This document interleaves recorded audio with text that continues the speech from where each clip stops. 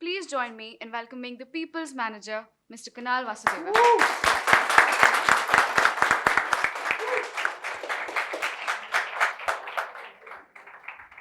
When you hear an introduction, something like this, you feel like an imposter. It's like an imposter syndrome. But I definitely relate with People's Manager.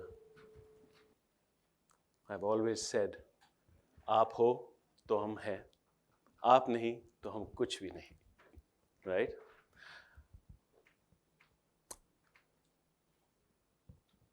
Guten Tag, Konnichiwa, Kemcho, Buongiorno. These greetings, these words are in different languages, and some of you may be wondering what they really mean. And yet, you acknowledge the well-wisher because the words had a certain element of tone to them, saas tha, love tha. Just like words from an unfamiliar language are meaningless, so is formative education in a child's early years, unless not taught in a language which they understand. Like Roma, I was also born in Mumbai, brought up in Mumbai, and back in the 70s and in the 80s, Bombay, as it was yesterday, Mumbai, as it is today, was a hub of diverse cultures, was a microcosm of diverse cultures. People migrated to Mumbai from all corners of India and continue to do so only for one reason. Bombay embraced everyone. It's called the city of dreams. But back in the day, you had Gujarati medium schools, Marathi medium schools, Tamil medium schools, and a fair share of English medium schools. And people who migrated from all over India consumed education in the language they understood. And they grew up to be as adept as anyone else, regardless of their medium of school. In fact, I know many successful businessmen, both in the Bombay Stock Exchange as well as traders, who came in from regional medium schools. So what does it say? Proficiency in English does not equate to either success, neither life learning. It is a myth today that if you know English, you are successful and you are a contributor to your own success and eventually the nation's success. This notion has now been corrected from a policy perspective. After 40 years, the education policy in India has turned on its head. It's akin to demonetization of finance. What really happened in the economy? These are those big ticket bang ideas. Today, NEP, the National Education Policy, mandates, and this choice is given to the student and the parent to consume early formative years of education in the language they understand. This policy is based on global studies historically that show that children grasp concepts familiar to what they understand in their mother tongues. If you look at India, India is a heterogeneous society. 1.45 billion people, 20% of the world's population. But you know what they say about India? Everything that you see is true. The opposite of it is also true. India's gross enrollment ratio is 27%. By a measure of comparison, only as a comparison, The gross enrollment ratio of China is 64%. And what do you mean by gross enrollment ratio? Percentage of eligible population between the ages of 18 and 34 who are enrolled in higher education, and our number is 27%, 27.3, 27.4, which basically means 70% of the population are either dropouts after 10th or after 12th standard. History has proven that when gross enrollment ratios rise above 50%, that's the first early signal of a country transiting from a developing nation to a developed nation. So what is developed nation? Apart from economic wealth, I'm not going to talk about that. Apart from industrialization, I'm not going to talk about that. It's human index, the health of the population, literacy rates, investments in education. When you look at India, we spend circa 3 to 4% of our GDP on education. Again, as just a measure of comparison, nothing else. China spends 5 to 6%. But China's economy is 5 times that of India. Now, this is something we all know. But what is being done about it? And that's the moot problem India is solving today. Where is the polity, whether it's the bureaucracy, whether it's the industrialists, whether it's you, whether it's me, everybody.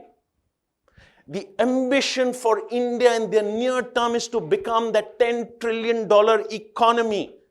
And for that to happen, you require out-of-the-box ideas, big bang ideas. India needs to be a risk appetite country with execution capabilities at scale. But for us to talk about the future, let's paint a picture of a present. Consider our vibrant workforce today. Millions in the agriculture. Millions, Rohit spoke to you, in the gig economy. Millions in the corporates. Millions in the MSME sector. That's the unorganized and the organized manufacturing sector. Millions in government jobs. Circa 2.5 million in our armed forces.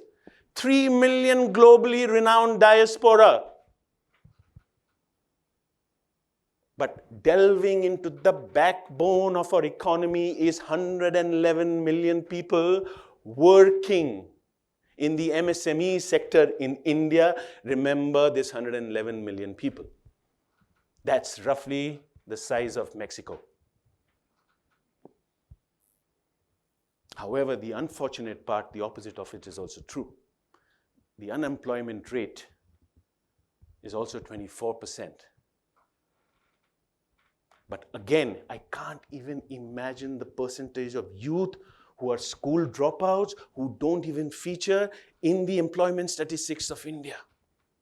By some rough estimates, it's 5x. But this is where the opportunities and our challenges both lie. In my opinion, and there are multiple ways of achieving this, but if you look at research, history, the path to growth is a concurrent exponential growth through 3 growth levers.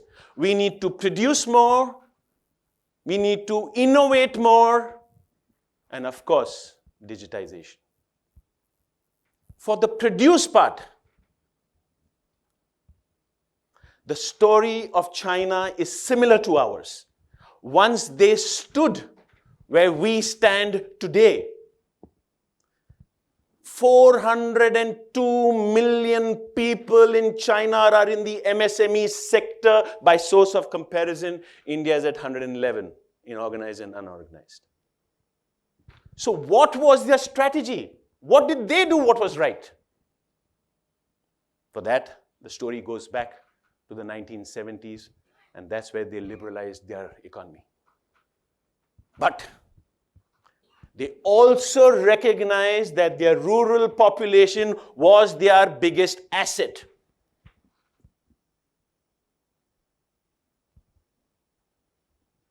And what did they do? Recognizing this, they were an asset.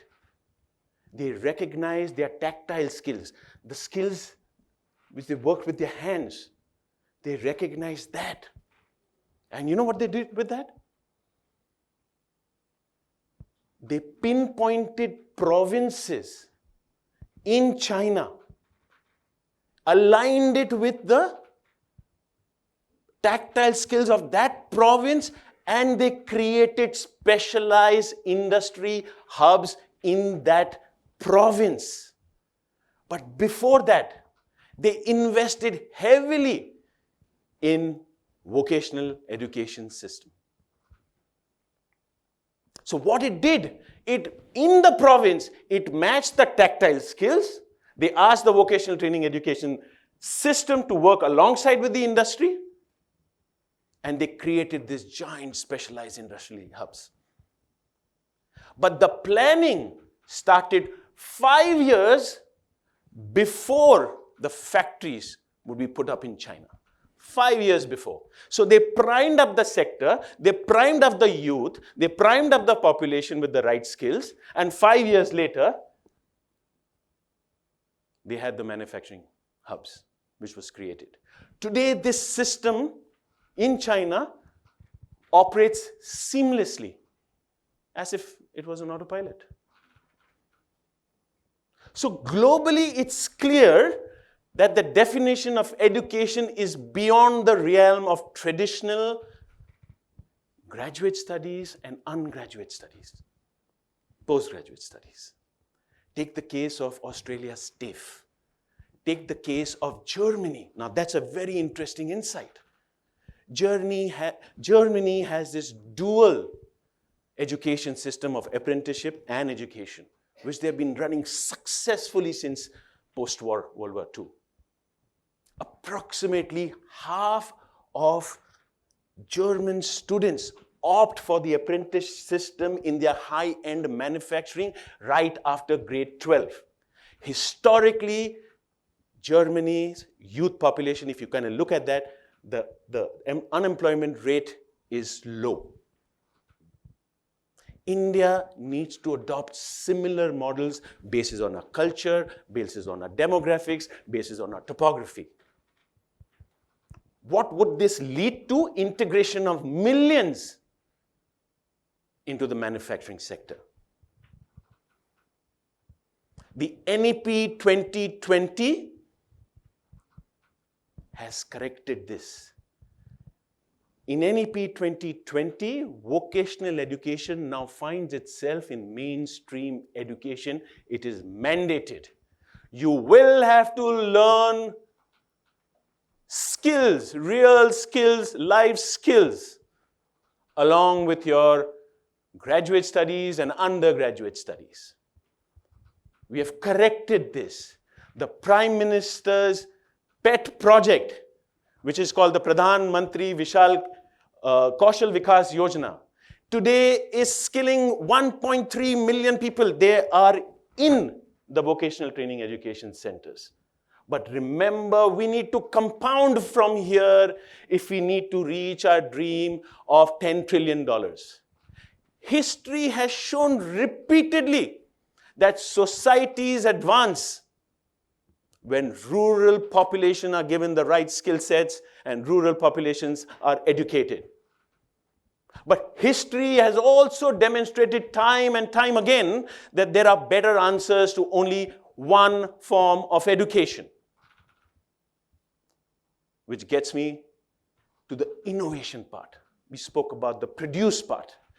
In this heterogeneous society, millions of us, you and me, our children, your brothers, your sisters, continue to believe in being chartered accountants, in being designers, in being engineers, in being doctors, in being lawyers, in being fashion journals, in being fashionistas. But for this segment, especially with the advancing technology. Our youth across Bharat and our youth across India must transition from this mindset of just being a service provider to being a creator. We need to create more jobs. And because we are talking about innovation, India needs to produce roughly 150,000 PhDs annually from the current 40,000 until 2030. And these PhDs should not be academic alone. They should work with innovation lab of your companies to disrupt, to find solution to national challenges. Let me give you an example of Ola Electric. Today, India imports 100% of the batteries for EV vehicles. Ola Electric 2 years ago got this bunch of science researchers, and they're working in some remote location in Bangalore. And what they're doing is finding a solution for India to be self-sufficient through research. And they're creating a battery double the size of what's available from China today. And from the last report I had read about Ola Electric, that they are about a year and a half from solving this problem. And once they solve this problem, not only it is the energy requirement of India, but they will be solving 20% of the EV batteries worldwide. So innovation means much more than tech breakthroughs. It's about bringing meaningful solutions so that the lives of millions of our people in India change. India needs more doers. India needs to innovate at about 5x times. But we are a risk-averse society. We only celebrate merit. For us to innovate, we need to celebrate failure. Because failure brings resilience in you, failure brings perseverance in you. And the more we celebrate failure, the societal behavior changes. More and more people start to innovate. Remember, history honors those nations that rise up to these challenges. NEP has solved even for that. Today, you have innovation. You have Atal Bihari tinkering labs all over the country. And what it does is two things. Problem-solving skills. You have projects, you work on the projects, you fall, you fail. And this is what innovation is all about. So the policy exists. The will exists. What we need to do today is seize the opportunity and execute with laser focus. Which brings us to the third point about digitization. So you have the triple stack in India already. You have the UPI, you have the payment gateway, you have the ONDC. What it does today, it is a level playing field for all those who have been marginalized in India. The impact of just these three things has been monumental. Firstly, subsidies in the hands of the people, directly into their cash account. Microfinance, microcredit for farmers, directly into their cash account. I'm not even talking about governance issues, and I'm not even going to talk about that because the impact is at the granular level, and it's a bottom-up approach. I'll give you a story of Radha, and it's a true story. Radha is an artisan from Rajasthan. Prior to the digital stack, Radha used to sell her product. There were intermediaries in her villages, and they would take 50% of the cut for Radha to not only have access to microcredit, but also to sell beyond her borders. And you know what? ONDC has disrupted that completely. Raja has her own digital store. UPI ensures that she transacts in real time, which basically means 40 to 50% what the middleman was taking, that money is in Radha's hand. Which basically means we are fostering individual prosperity. Margins are better for Radha. And that's for the rural economy.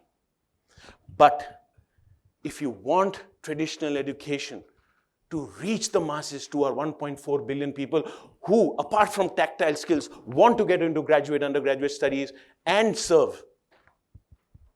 Remember what I'm saying, and this you must have read. Human with AI skills will replace humans without AI skills. It's evident. You have to embrace it. You have to. One such company which is pretty much equalizing this, and not necessarily working in India, but I've been told they are also working in India, but they're working with a lot of African countries, is Khan Academy. They're completely democratizing the way education is all around the world. Now, Khan Academy offers many subjects from humanities to engineering to codes to mathematics in a language, in a concept, in a pedagogy where a student understands. So the concepts are in the mother tongue that they understand. So the language is no longer a barrier. One biggest issue India faces is the ratio, the high student to teacher ratio in education. Now what it does, it leads to uneven educational experiences, and research has shown that this is one of the critical factors of a dropout ratio. And platforms like Khan Academy today have an application called Discover and the Ask mode. Consider the Discover and the Ask mode as a private tutor to every student who has a regular handset, or he can go to an Atal Bihari tinkering lab and get access to computers over there. So, if you have a human educator and assume the student is not understanding a concept, the Discover and Ask mode breaks down the concept, breaks down the process, breaks down the pace in which he understands. It's like having your own private teacher along with a human educator. The more the student works with the tool, the stronger the tool gets. He understands the student even better. We need to build our own Khan Academy platforms in India at a massive scale. It should be mandated into each and every curricula so that tomorrow teacher is not an issue.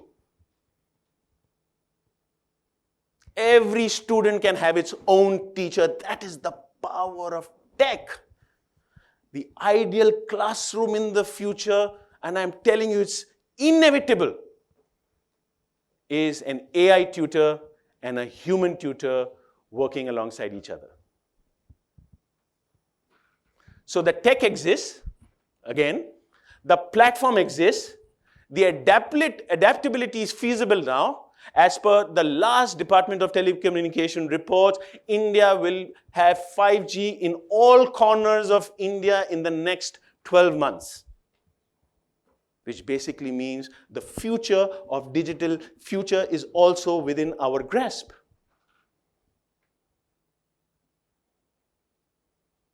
So our road to that $10 trillion economy passes through our schools, passes through our village, passes through our agriculture, passes through corporates, passes through doctors, passes through tech industry, manufacturing industry,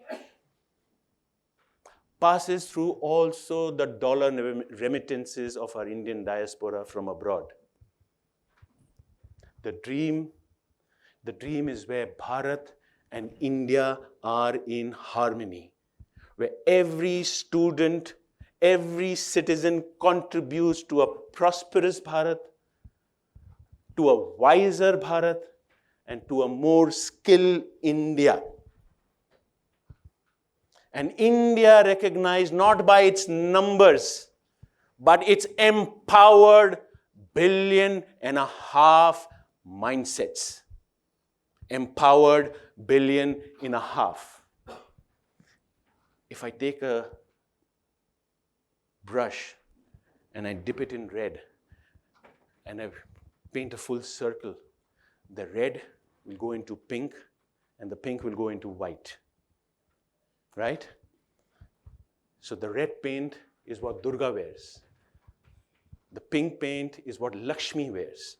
And the white paint is what Saraswati wears. Now, ask yourself, does education produce wealth, which then becomes power? Or does power produce wealth, which then becomes education? Now, this is a more nuanced answer. It could be clockwise or it could be anti-clockwise. If you ask me, it is education. Thank you, ladies and gentlemen, for your time.